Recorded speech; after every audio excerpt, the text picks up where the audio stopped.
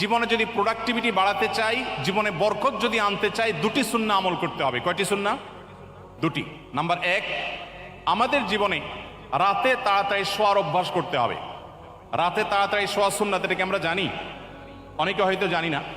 আম্মাজান আয়েশা বলেছেন, নবী করিম সাল্লাল্লাহু আলাইহি সাল্লাম এশারের আগে কথা বলা, এশারের আগে ঘুমানো এটা অপছন্দ করতেন, আর এশারের পরে কথা বলা অপছন্দ করতেন।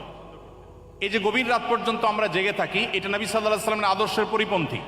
দুর্ভাগ্যজনক বাস্তবতা, পৃথিবীর পূর্ব থেকে পশ্চিম প্রত্যেকটা দেশে, প্রতিটা দেশ যারা নিজেদেরকে উন্নতির একটা ভালো পর্যায়ে নিয়ে গেছে, প্রত্যেকটা দেশে মানুষ সন্ধ্যার পরপর শুয়ে পড়ে, আমরা সবাই কম বেশি জেনে থাকবো, এবং সকালে ভোরে উঠে তারা কাজ শুরু করে।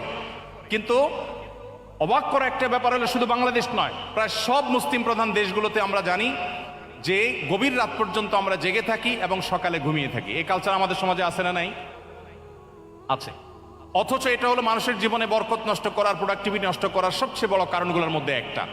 অতএব আমরা যদি রাতে তাড়াতাড়ি শোয়ার অভ্যাস করি এবং সকালে যদি ঘুমানোর